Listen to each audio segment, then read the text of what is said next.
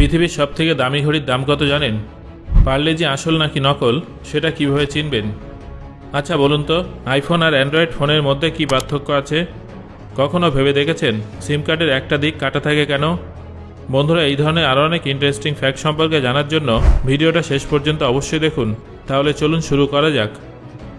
Number 1। আচ্ছা, আপনি শেষ কবে এবং কতক্ষণ ধরে নাচ করেছিলেন সেটা কি আপনার মনে আছে? একটা মেয়ে 126 ঘন্টা একটানা নাচ করে বিশ্ব রেকর্ড গড়েছে। 18 বছর বয়সী এই মেয়েটা নেপালের বাসিন্দা। তার নাম বন্দনা নেপাল। অদ্ভুত ব্যাপার হলো এই মেয়েটা প্রায় 5 দিন ধরে পারফর্ম করেছিল। নাম্বার 2। আপনারা কি কখনো দুমুখো কুমির দেখেছেন? অনেকে এই ছবিটাকে ফেক বলেন, আবার অনেকে এই ধরনের দুমুখো কুমির দেখেছেন বলে দাবিও করেছেন। আসলে যে সমস্ত ক্রিয়েচার গর্ভে যমজ অবস্থায় থাকে কিন্তু তাদের শরীর সম্পূর্ণ ডেভেলপ হওয়ার আগেই ভূমিষ্ঠ হয়, তাদের মধ্যে এই ধরনের অদ্ভুত বিষয়টা দেখা যায়। যদিও এই ধরনের প্রাণীরা খুব বেশি দিন বাঁচে না। নাম্বার 3। এতে কোনো সন্দেহ নেই যে কিম জং উন বর্তমান সময়ের সবথেকে অদ্ভুত শাসক। তার অদ্ভুত নিয়মকানুনগুলোর দিকে তাকালেই বিষয়টা স্পষ্ট হয়ে যায়। নর্থ কোরিয়ার এমনই একটা অদ্ভুত নিয়ম অনুযায়ী সেখানকার কোনো ব্যক্তি কিম জং এর মতো হেয়ার স্টাইল করতে পারবেন না। নাম্বার 4। এটা তো আপনারা নিশ্চয়ই জানেন যে ইতালির রাজধানী রোম। কিন্তু আপনারা কি জানেন এই রোম ছাড়াও পৃথিবীর আরও অনেক শহর আছে যার নাম রোম? রিপোর্ট অনুযায়ী বিশ্বের প্রত্যেকটা মহাদেশে একটা করে রোম নামের শহর আছে। নাম্বার 5। আচ্ছা, আপনাদের এই ছবিটা দেখে কি মনে হচ্ছে? এটা কোনো বাবেল, তাই তো? কিন্তু এটা কোনো বাবেল নয়। এটা হলো একটা প্রজাপতি যার নাম ট্রান্সলুসেন্ট বাটারফ্লাই। এর নাম শুনেই বোঝা যাচ্ছে যে এর ডানা স্বচ্ছ হয়, যেটা দূর থেকে বাবেলের মতো দেখতে লাগে। নাম্বার 6। চাইল্ড অ্যাডাপ্টেশনের কথা আসবে আর সেখানে আমেরিকা যুক্তরাষ্ট্রের কথা আসবে না, সেটা কখনোই সম্ভব নয়। আসলে সেখানকার প্রত্যেক 25টা পরিবারের মধ্যে একটা পরিবারে দত্তক নেওয়া শিশু আছে। রিপোর্ট অনুযায়ী আমেরিকা যুক্তরাষ্ট্রে প্রায় 7 মিলিয়ন মানুষ, অর্থাৎ প্রায় 70 লক্ষ মানুষ অ্যাডপ্টেড চাইল্ড। নাম্বার 7। খেয়াল করে দেখবেন অনেক ধর্মগ্রন্থে বলা হয় যে মৃত্যুর পরেও আরেকটা জীবন আছে। অনেক মানুষ কিন্তু এই কথাটাই বিশ্বাস করেন। গবেষণা অনুযায়ী প্রত্যেক 10 জনের মধ্যে 7 জন মানুষ মৃত্যুর পরে জীবনের অস্তিত্ব আছে বলেই বিশ্বাস করেন। নাম্বার 8। আপনারা কি জানেন মশারা প্রাপ্তবয়স্ক মানুষের তুলনায় বাচ্চাদের কেন বেশি কামড়ায়? আসলে মশারা 50 মিটার দূর থেকেই মানুষের শরীরে গন্ধ শুঁকে নেয়। আর যে শরীরের আশেপাশে কার্বন ডাইঅক্সাইড বেশি থাকে, মশারা সেই শরীরে কামড়ায় না। স্বাভাবিকভাবেই একজন প্রাপ্তবয়স্ক মানুষ একটা বাচ্চার তুলনায় অনেক বেশি কার্বন ডাইঅক্সাইড ত্যাগ করে। আর ঠিক এই কারণেই মশারা বাচ্চাদের বেশি কামড়ায়।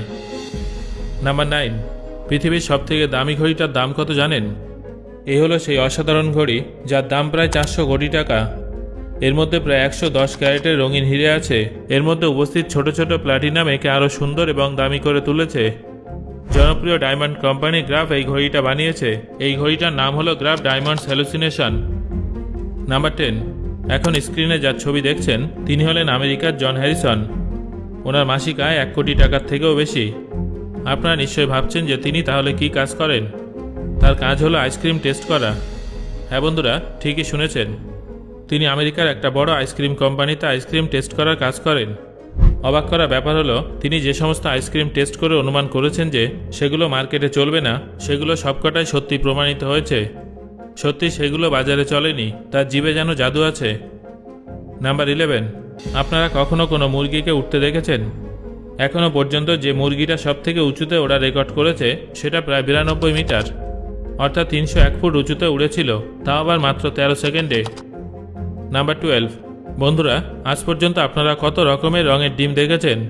এর উত্তর হলো একটা বা দুটো, আর সেগুলো হলো সাদা বা বাদামি, তাই তো? কিন্তু পৃথিবীতে এমন কিছু প্রজাতির মুরগি আছে যারা সাদা রঙের পাশাপাশি অন্য রঙেরও ডিম পেড়ে থাকে। নাম্বার 13। থাইল্যান্ডের শ্রীপন নায়ামরিন নামের এক বাসিন্দা তার বাড়ির সামনে একটা সমুদ্র সৈকতে হাঁটতে গিয়ে কোটিপতি হয়ে গিয়েছিলেন। আসলে তিনি সমুদ্রের ধারে হাঁটতে গিয়ে একটা বড় পাথর খুঁজে পান যার দাম ছিল প্রায় 2 কোটি টাকা। যদিও সেটা কোনো রত্ন ছিল না, সেটা ছিল একটা তিমি মাছের বমি। যেহেতু তিমি মাছের বমি দিয়ে পারফিউম তৈরি হয়, তাই তার দাম কোনো মূল্যবান ধাতুর থেকে কম নয়। নাম্বার 14। বন্ধুরা বলুন তো, কোন খাবারটা পৃথিবীতে সবথেকে বেশি চুরি হয়? ইংল্যান্ডের একটা রিপোর্ট অনুযায়ী এর উত্তর হলো চিজ। নাম্বার 15। আপনারা কি জানেন আমেরিকার একটা রাজ্যের আইন অনুযায়ী যদি কোনো স্ত্রী তার স্বামীর অনুমতি ছাড়াই চুল কাটে তাহলে সেটাকে বেআইনি বলে ধরা হয়। নাম্বার 16। কখনো ভেবে দেখেছেন সিম কার্ডের একটা অংশ এভাবে কাটা থাকে কেন?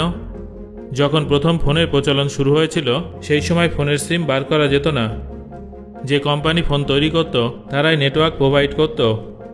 তারপর ইউরোপের একটা কোম্পানি সিমের মতো চিপ তৈরি করে, যেটা কার্ভ রেক্ট্যাঙ্গুলার আকৃতির হতো, যাতে আপনি আপনার পছন্দসই কোম্পানির নেটওয়ার্ক নিতে পারেন। তবে যখন এই সিমটা মার্কেটে আসলো তখন অনেকেই সিমটা ঠিক মতো লাগাতে পারত না।